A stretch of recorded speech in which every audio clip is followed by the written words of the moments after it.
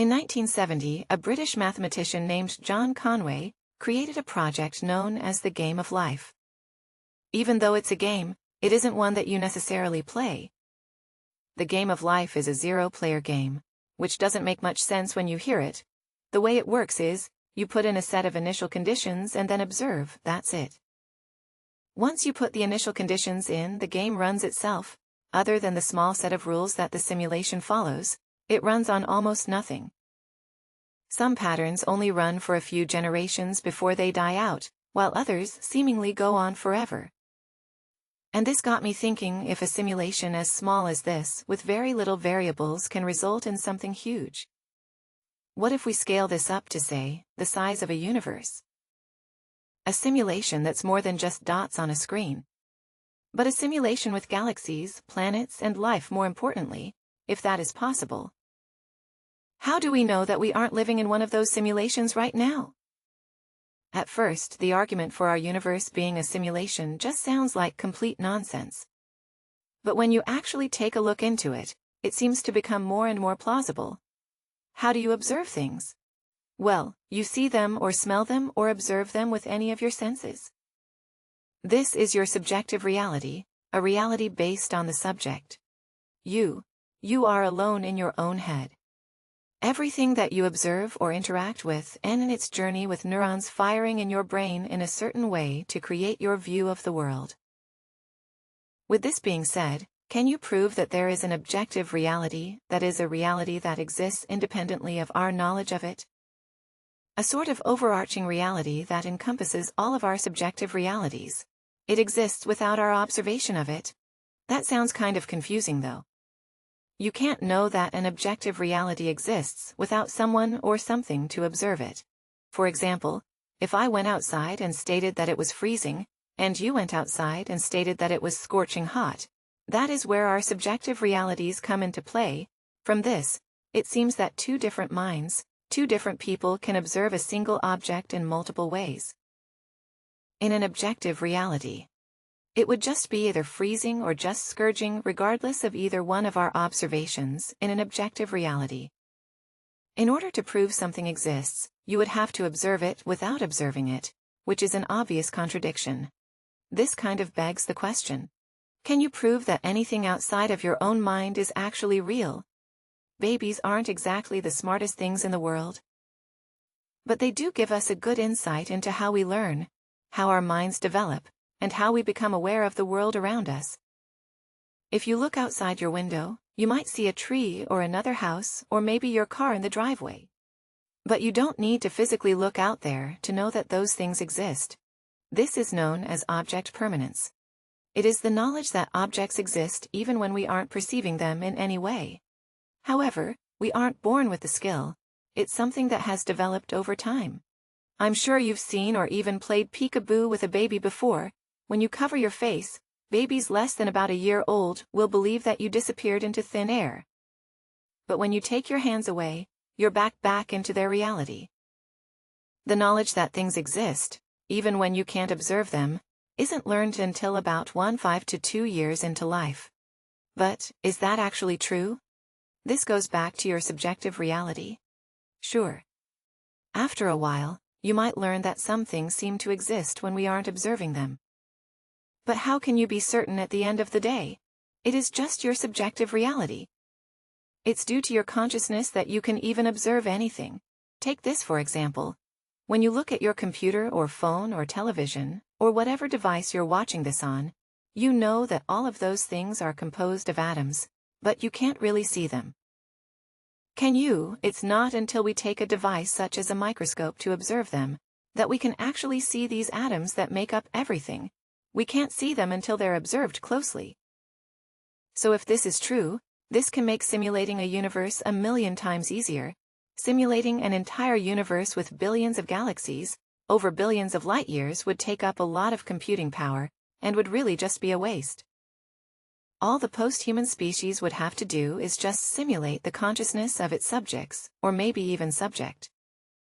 Is there any way to prove that anyone you talk to on a daily basis isn't just another function of code in the simulation?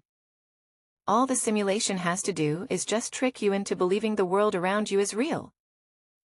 When you play video games, you'll notice that things don't render it completely when you aren't looking at them.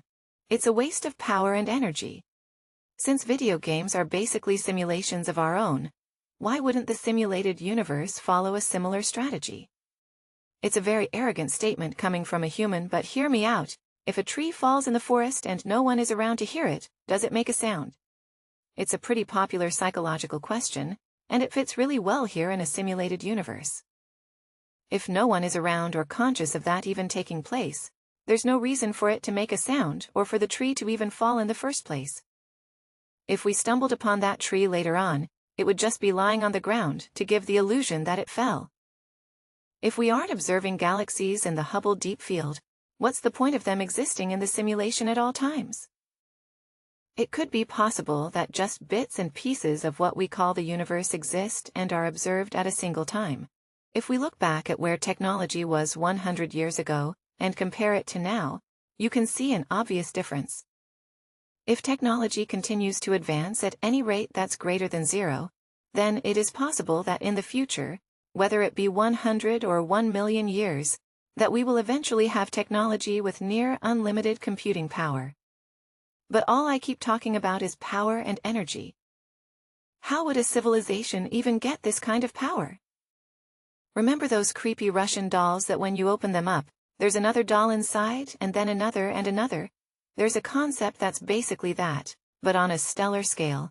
Take our sun, for example. It's really big and really hot, and it radiates a ton of energy. If we could somehow harness all of that energy, we could use it to simulate millions of universes simultaneously.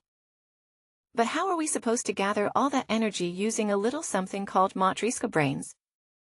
If an advanced civilization was able to build a mega structure encompassing the sun in multiple layers, just like the dolls, they would have all of the sun's energy at their disposal. A civilization capable of this could most likely do this with multiple stars, and thus will be able to simulate as many universes as they'd like. We can run simulations on our own computers that project our universe on a large scale. The Illustrious project does this very well, just like the game of life. The project is much like a zero-player game. Scientists who created the project gave it certain properties that match our universe near the beginning, and then just let it run. It's able to project our universe on a large scale very accurately actually. And that's just with the computing power we have today. In the future simulations, like these, will get more and more accurate until eventually, it may even be realistic.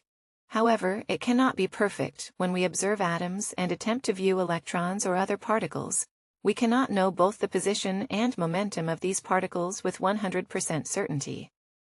This is called the Heisenberg uncertainty principle. There's a limit to what we can know about the mass, energy, position, and time of a particle. Meaning that in any simulation, there is no way to accurately represent everything exactly as it was. You can never truly have a perfect simulation of reality.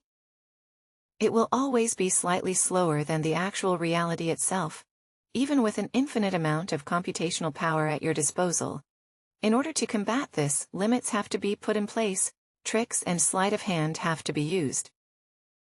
A good example is this: if you have an old computer and try to run the newest games on it with 20 Google Chrome tabs open, while also listening to music, you'll see an obvious decline in your computer's performance. The old computer doesn't have the computing power necessary to handle all of that strain, so it slows down.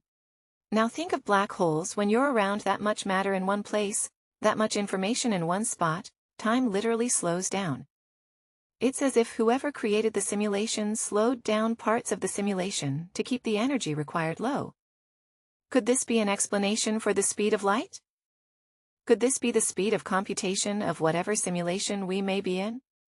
There's no way to tell, and all of this is theoretical and, to be honest, insane, but it doesn't mean we shouldn't think about it. It could actually help answer some of the most sought-out questions we ask. For example, the Fermi paradox. When we look out into the universe, we don't see any other signs of life. Are we really alone? Are we just a glitch in the simulation, or are we just not looking hard enough? Take the creatures that exist at the bottom of our oceans. Are they aware that we humans even exist? Are they aware of anything outside of their immediate vicinity? Do they know that they're living on a big rock floating around a hot ball of gas, orbiting some big black hole of death in the center of the galaxy that sucks anything and everything in? Probably not. What if we're just like those creatures? But the furthest that we can observe or are aware of is what we call the observable universe. Perhaps the universe cannot exist without conscious minds to observe it. The idea of simulated universes could also explain the multiverse theory. The idea of a multiverse is just that, multiple universes, or perhaps infinite universes in many situations. When there's a high chance of someone getting killed or someone has a near-death experience, they are reported to have said that their life flashed before their eyes. Their most special moments and memories from their life all comes rushing back to them in an instant. Researchers from Hadassah University in Jerusalem analyzed multiple cases of people who experienced these near-death experiences. In almost all of these cases, those being interviewed stated that they had lost all sense of time. One of them wrote, "There is not a linear progression. There is a lack of time limits. It was like being there for centuries. It happened all at once, or some experiences within my near-death experience were going on at the same time as others, though my human mind separates them into different events." Another respondent stated, "I could individually go into each person and feel the pain that they had in their life. I was allowed to see that part of them and feel for myself what they felt when people experienced these things. It was as if they were living another life. They experienced things they never felt before. It was as if they stepped foot into an alternate reality." The idea of time didn't exist for a short while, and they were able to analyze things that no other living person could do. When you're talking with a friend, and have that weird déjà vu feeling that you've had the same conversation before, or that you've experienced exactly what they're feeling without actually having been through it. Perhaps you in another universe or another simulation actually had that same thing happen to you. The illusion of free will allows us to live our lives in any way we see fit.